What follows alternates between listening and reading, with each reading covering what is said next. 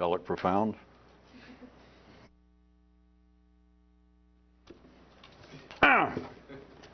We were still amidst our general survey of how man can function properly in the secondary world with only what amounts to a minimal amount of attention. Are we rolling? And with just enough thought to get you by. And how this state of less than provable, less than potentially maximum consciousness is in fact a necessary aid for the collective's interest. That is, on the other hand, that if an individual were to continually in some systematic way be thinking more than they had to, it could in fact be considered dangerous to the health of the overall life of what we have been calling the city, just the collective life of humanity. It is, as always, the built-in, we're talking about things that truly do not exist. I don't mean the sense of the flying saucers that people see who live outside of Brownsville, because I know what they drink down there. So I'm not, when I say that things that don't exist, I don't mean little men that are purple and have 17 arms and legs. I'm talking about things that truly do not exist. That is, reality being other than it is.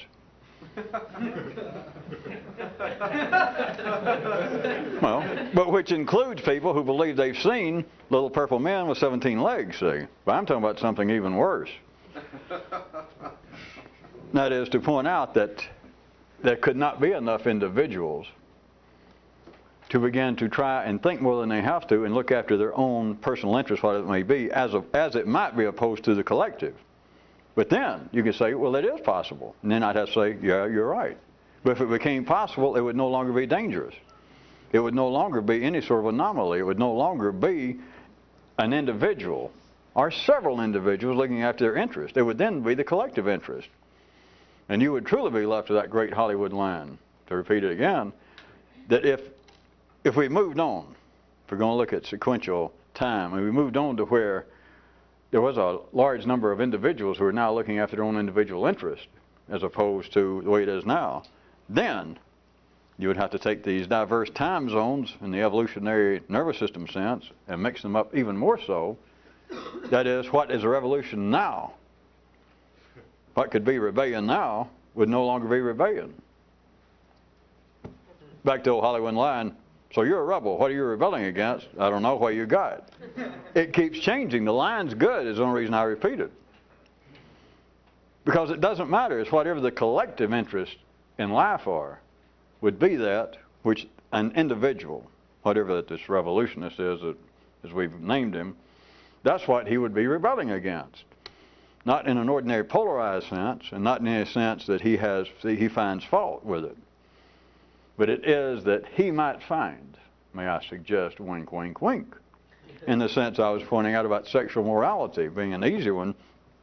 He might find, even though his behavior might not be that different from what was the norm at that time, but he might clearly see that the needs for morality, for instance, that the needs are collective needs and have nothing to do, in a sense, with him individually.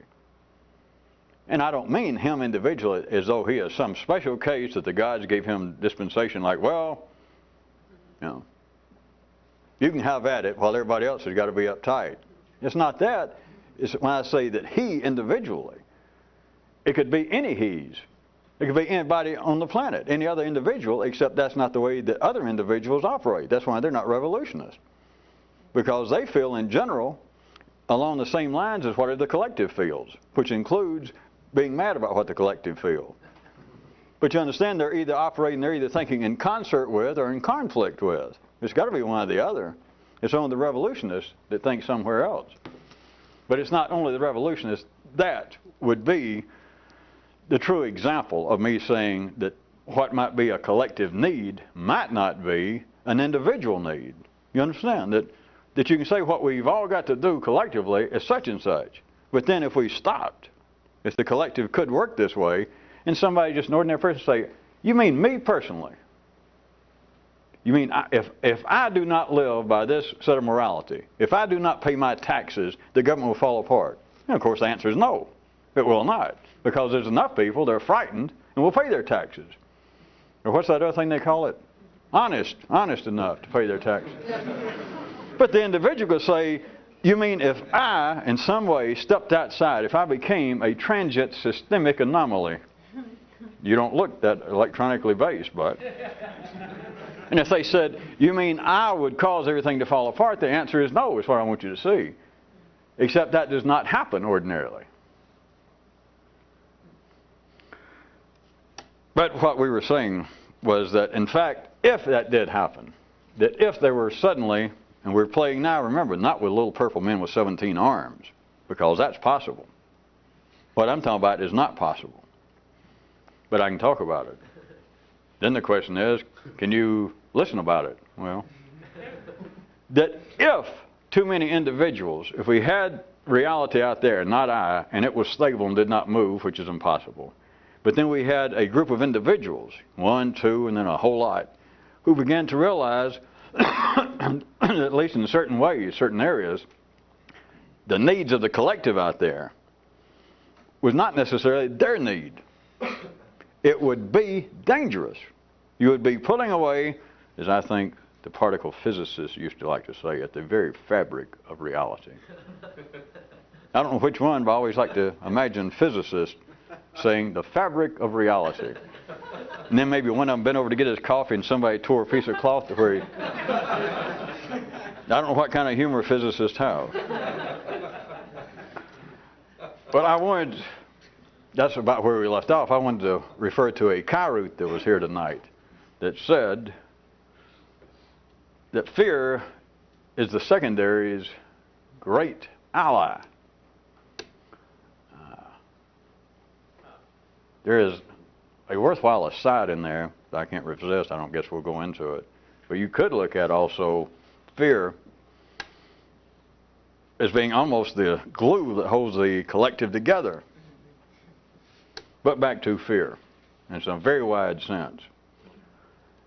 But you can see this in the secondary, you can see that its chief ally from one description is fear, for instance, to get you a place, as in guilt being the obvious one.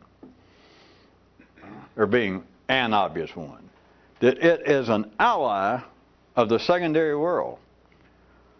There is no such thing as I'm referring to, sure you'll see in a second, there is no such thing as fear in the primary world. Now there is something resembling it, but you've got to remember this, that there is no secondary fears in the same way there's no secondary world without words.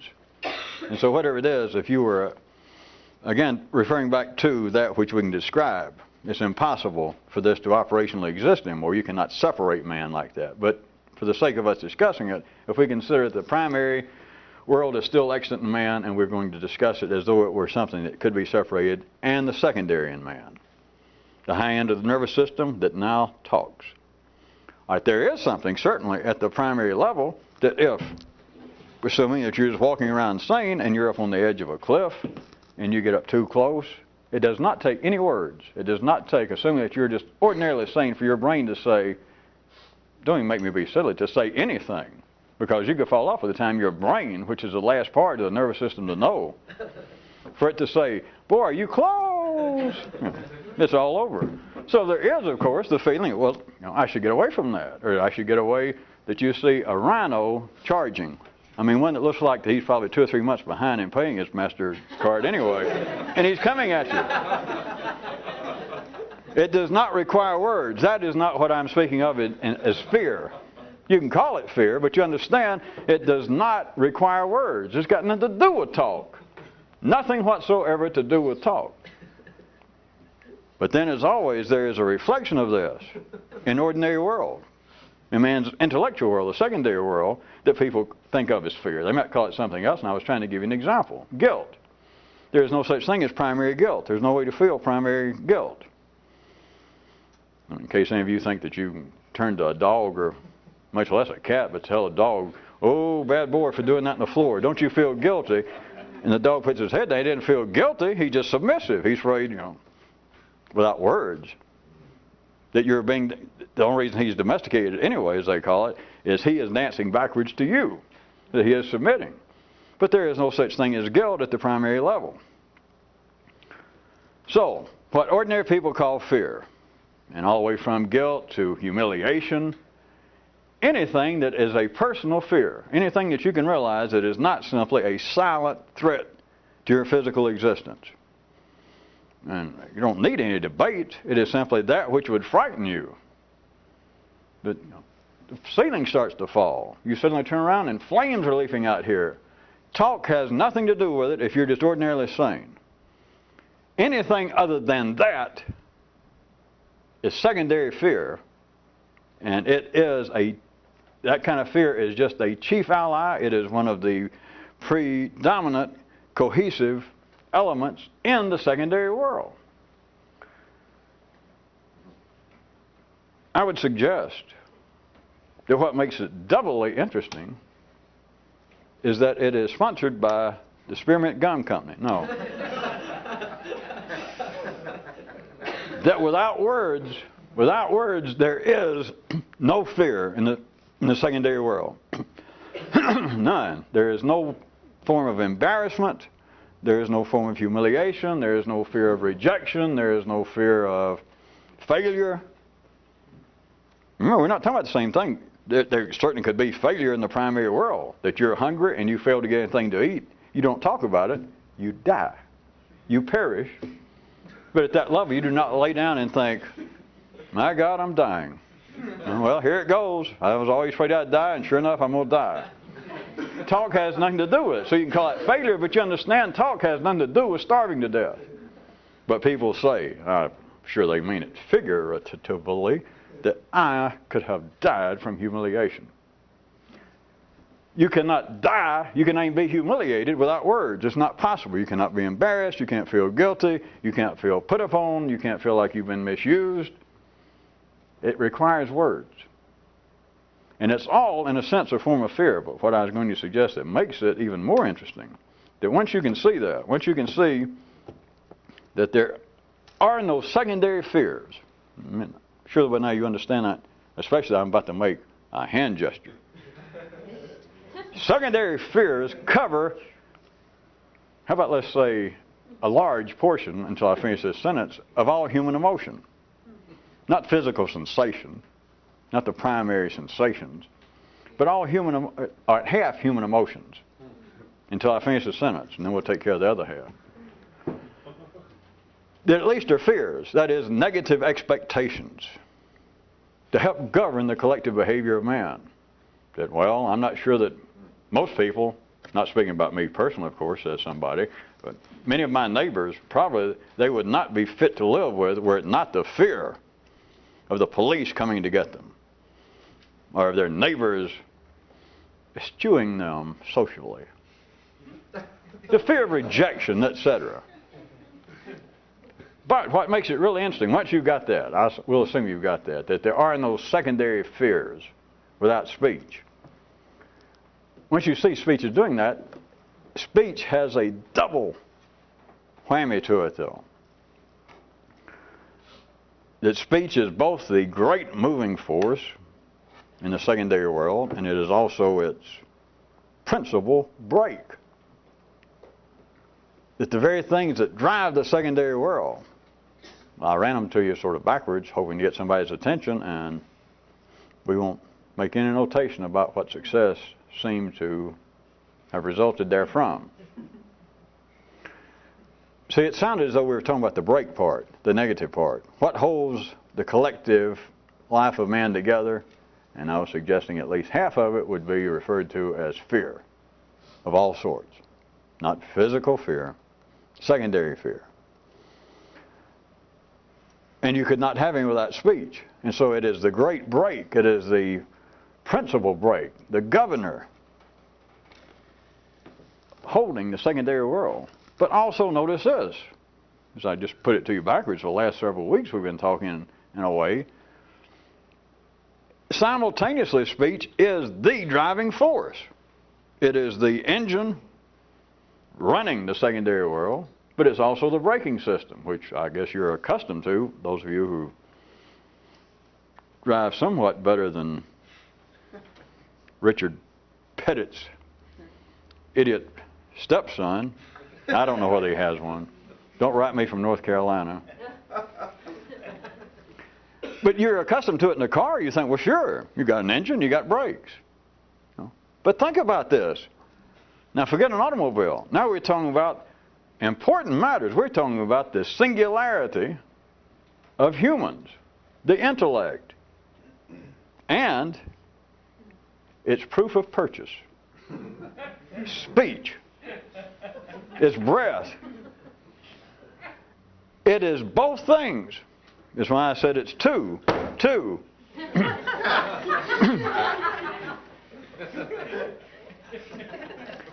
That speech is the driving force.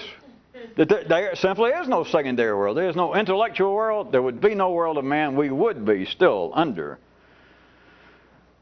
that kind of rule of the reptilian monarchs. To bring that up, since that got such a large reaction.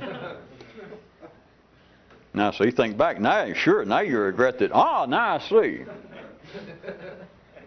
Well, we won't have a test to let you prove it. But consider there would be no world whatsoever. Still assume that we're talking to those that are somewhere beyond the religious stage. We're worrying about a soul or a spirit and some kind of singular lavender flame beating within man's heart. Because we're not little creatures and we're not part of Prince's entourage. There would be no secondary world. There would be no world of man without speech.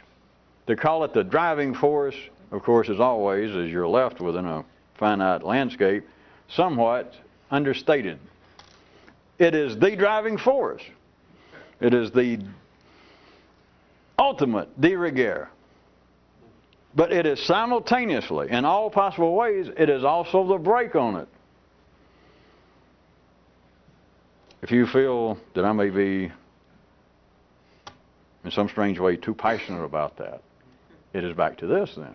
In the secondary world, that which makes you sick will always immediately offer to help treat. You didn't like that one any better? Well, what it sets up in a three-dimensional, in our case, in a finite landscape, is a force that is driving, and I'm saying driving in the sense it seems to be the positive force. It seems to expand it, demand all of his achievements are not through physical labor. That's not it. Man's no more capable of, so to speak, of moving large objects than he was 5,000 years ago. His apparent takeover of this planet and the remaking of it got nothing to do with that. It's this. That's it. To be able to figure out how to make machines to do this. This is the driving force. But understand, it is also the brake. It is also the governor. And without being able for the ordinary mind to realize, which it can't, if you recall another Kairoute tonight with ordinary people out in the city, it's very hard to know what to think while you're thinking. That is, trying to tell such as this, the ordinary mind goes, well, let's see. And it may or may not agree with this part, and it may or may not agree with another part, and it may go, well, wait a minute, I'll think about that some other time. It's meaningless. It doesn't prove that what I'm saying is correct and they're incorrect, but that's not the way it can operate. That is the very thing that's the driving force going on, and is also the braking system. It is that which says, hey, come here, let me give you a hug, and at the same time it's the thing that goes and kicks you in delicate parts. And people are continually, ordinary people are continually, and I think in some cases sorely amazed, which I assume is supposed to be really amazed, that what's going on here? It seems like that things are going well, I try to do good, and what happens? A do-gooder does on me. I try to befriend a duck. And I don't know if any of you have ever tried to hold a duck in your lap and befriend it.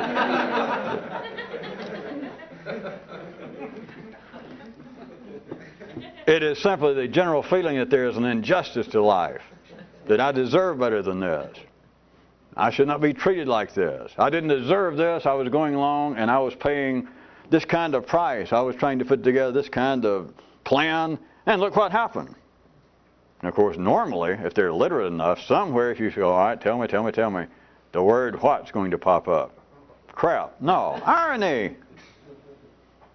Which, remember again, Kairoot pointed out that there is another reality in which they simply use irony as a synonym for connection.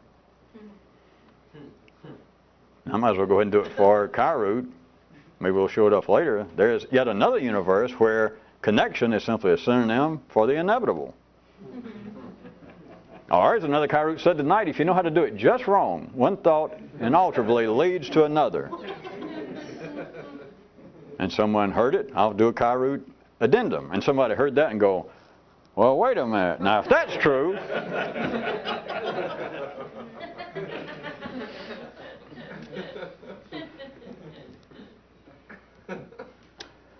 at any rate, if you cannot get away from your old address, if you cannot move up in the nervous system far enough to understand that everything that drives human thought is also that which breaks it, governs it, in the sense of, does everybody know what a governor is? They don't have them anymore, I don't guess, that you can put on an automobile and it will only go so fast.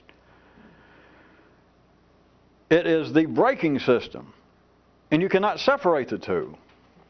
And in one sense, that is of no great importance to ordinary people, but in one sense, that is the heart.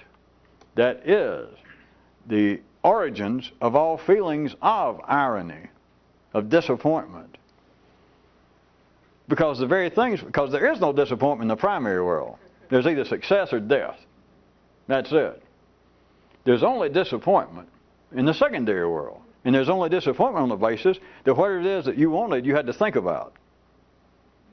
It had to be a secondary, and so to think about it, it is already, without knowing it in another time zone, it is already a fait accompli.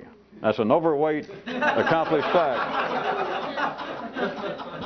It is already a foregone conclusion that somewhere along the line, the very thing that has started this, the very thought that was a driving force in some direction, that is, I've got one desire in life, and that is to have the world's most complete collection of 2x4s from foreign countries. But you can depend on this. Somewhere along the line, if where you've got the 2x4s if it doesn't actually burn down, which is not even necessary, it will begin to drive you almost bonkers worrying about it.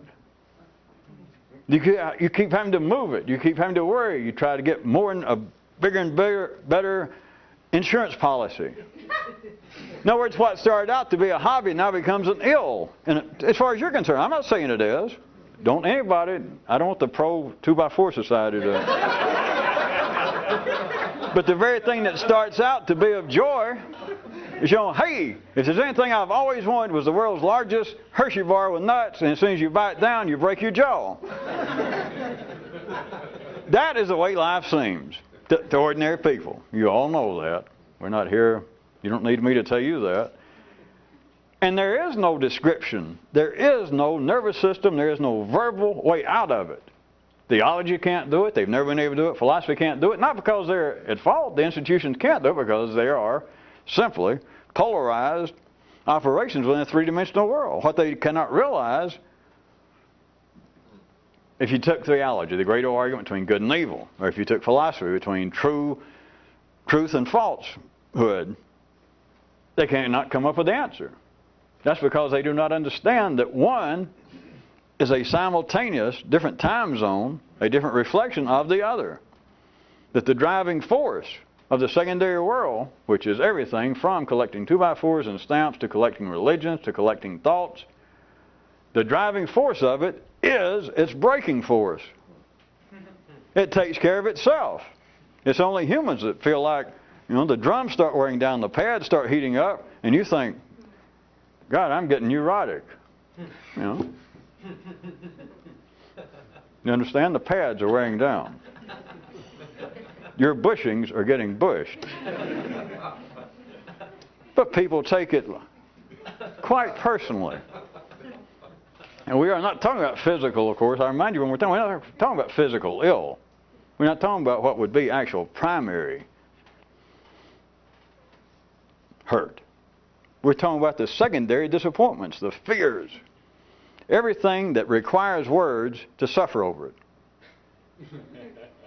What you don't understand is whatever seems to be the suffering, I was going to say, was brought about by something you wanted.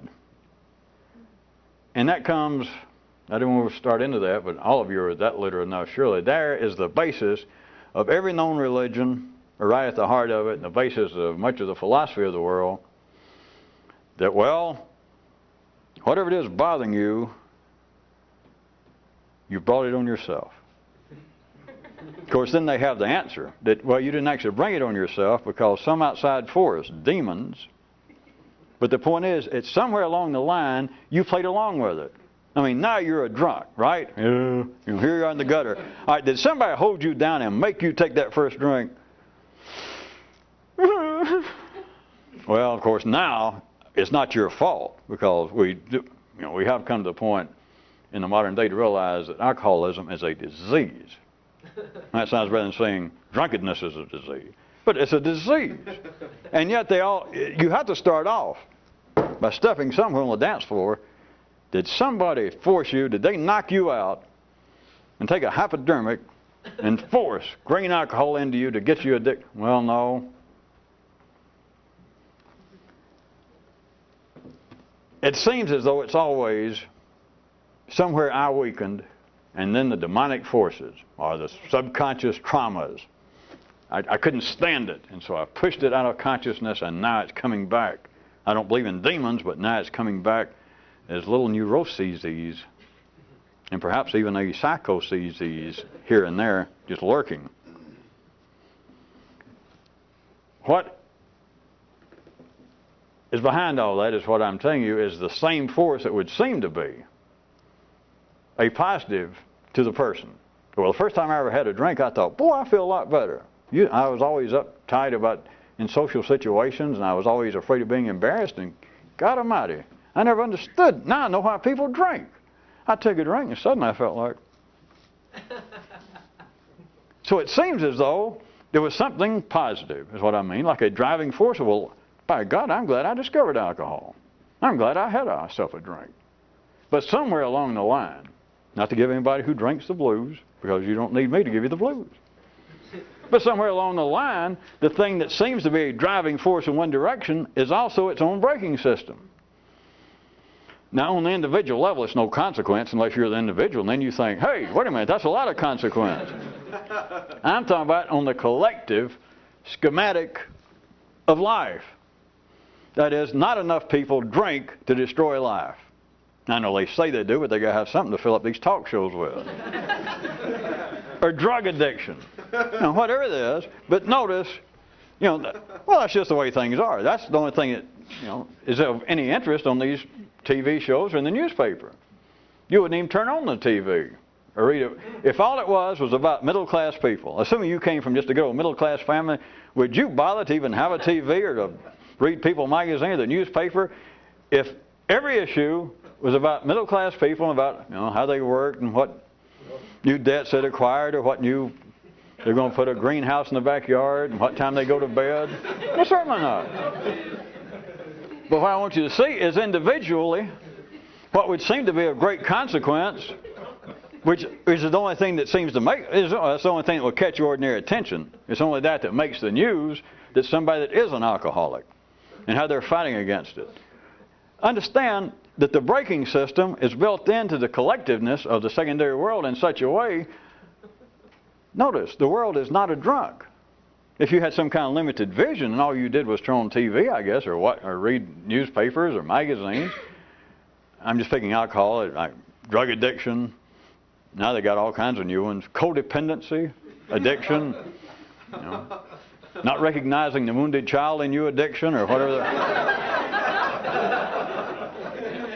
And to the individual involved, if you tried to pass that off or say, well, life's looking after itself, the individual, quite properly, here and there would go, what do you mean life's looking after itself? Who the crap's looking after me? But notice, that is not the nature of the collective. the collective machinery of secondary life, the driving force is its simultaneous braking force. It's governor. It keeps the proper balance, whatever it is. Don't ask me. Only the ordinary people say, well, what's the proper balance? If we've got any ordinary people here, I'd say there are churches on every corner.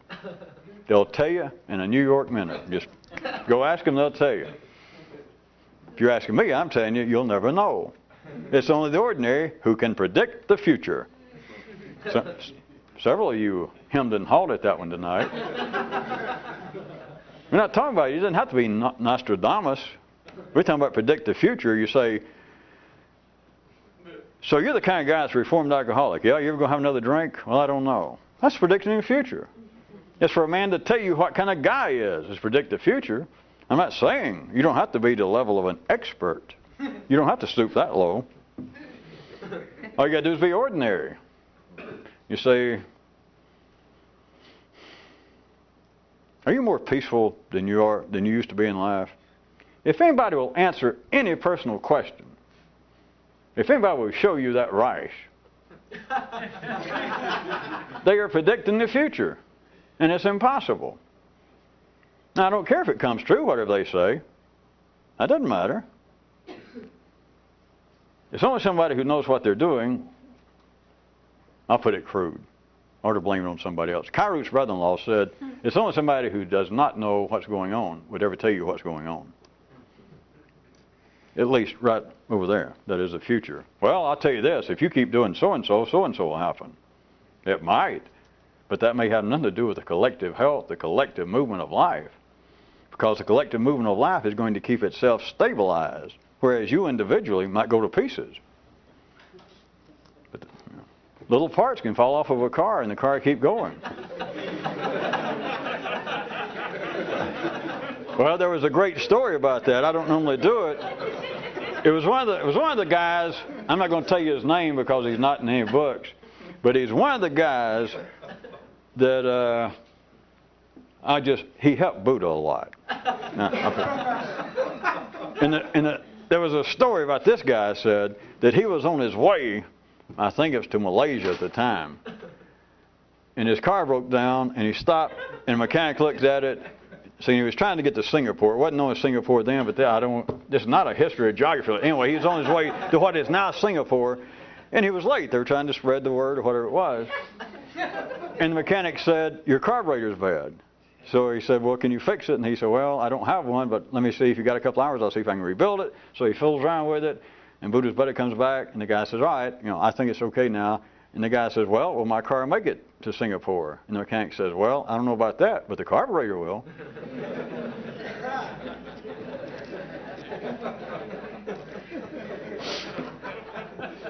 Do you understand the reason I brought that up? An individual, once I pointed out that individuals, ordinary individuals, take things personally. But do you understand, the automobile of the collective is going to Singapore. If that's where it's headed, it's going to go there. You might fall off. And I don't want to make anybody feel bad because eventually we're all going to fall off. But when you fall off, it takes a quiet, upright, respectable, city mind to have some kind of dream that, oh boy, life will probably fall apart once I'm gone. Well, bless their hearts. That's part of the city life, is people believe that. Well, what if the last of the Rockefeller family dies? What if there are no more Kennedys to run for office? What if nobody says, I don't want to be Pope? Of course. See, we apparently had a laugh out there. Then it's all in everybody's nervous system. That's the way the nervous system is. If it's limited to its old polarized address, if you ask somebody, if you put it to them this way, just a fairly sane person, you say, can you imagine not existing? That is, can you imagine being dead? And the ordinary mind, of course, says no. I cannot fathom it. I mean, it simply does not compute in a polarized system. There is no topography of a finite plane in which that which is doing the perceiving can perceive of itself not perceiving. And so the closest it can say, even though that might not want to do it, is the feeling is, well, wait a minute, if I'm gone, everything's gone. That is me, my little part. I'm a little lug there on one wheel. If I fall off, that whole damn car could wreck and just kill everybody, the whole universe, all of reality. Yeah, it could, but it ain't. It's only the collective that will continue to roll right along. When you do not understand that that which is driving the collective is also that which is its braking system, that it's the governor on the machinery of the secondary world, we're at the end, so I'm going to have to leave it. All right, 2 hand gestures. If you do not understand that, can you see that it's like you're in the midst, you're somewhere way down in the engine, and it's all madness, to put it crudely. And it seems as though the thing goes in fits and starts, and it stops, and you don't want it to stop, and you felt, well, it should go this way. I worked so hard to make it go this way, and for a while it seems to go that way, and you get real cocky about it, and it goes somewhere else, and it stops. And everybody keeps hollering. All the little parts down there, they keep wanting to holler and say a word for justice, justice. And theologians write about it. Philosophers ponder it. People go out to bars and drink to try to forget it. There is no justice. They're surrounded by it. You're surrounded by it, but you don't realize that that which drives the secondary world is also that which breaks it. B-R-A-K-E-S. It is that which governs it. It is the control of it, and it is speech-based. Because without speech, there is no governing, there is no driving force in the secondary world. If again to play with that which could not be, if men could think like they do now, but never learn to talk, so what? If you think that we'd have life as we have it, you couldn't prove it, we would be the smartest reptiles around, I guess. Except no one would know it, including ourselves. There would be no secondary world moving, but were it not for the fact that the thing regulates itself.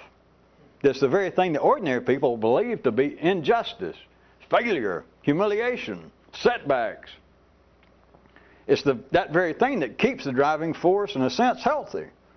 Or else it would be absolutely runaway. It couldn't happen. I'm not trying to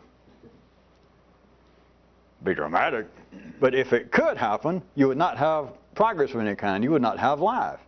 It'd be in the same sense of you, in your own engine at the physical primary level, the process of inhaling and the combustion of getting oxygen into the blood. It's like you and everybody else, like all of humanity, would suddenly be created, be born, and you could take one big breath. The combustion happened, and you understand I'm not going to do the exhaling part. And you do understand this. All of you remember a little biology from high school, in case you've never noticed your own body. If you take one deep breath, the world's greatest breath, or just an ordinary breath, but a good breath, the combustion, my cough has nothing to do with it, and you get the oxygen in, gets to the blood, then reached up to the brain, but you never exhale. You do understand that you have a very limited lifespan. We're talking about several minutes. That is what I intend for you to consider, that in the secondary world, once speech has gotten things going, if it was not for the sake that it could control itself, which I'm being magnanimous, it's life controlling itself, but if speech did not disappoint you half as much as it promises to you, if speech did not disappoint humanity at least half as much as it holds out the promise. You didn't like the sales brochure from another car route tonight that said, if you hate where you used to live, you're going to love it over here. That was those salesmen for tomorrow talking about the residents of today. Which is like life talking about a man who just inhaled. Life just inhaled and went, God, that's great. What it's saying is, if you don't exhale, if it could not control itself, if the very things that people carp, rail, palaver, complain about, if that did not happen, they would be off the road. it would be suicidal. That the force that drives the machinery of the secondary world is that which is its braking system, and we're out of here.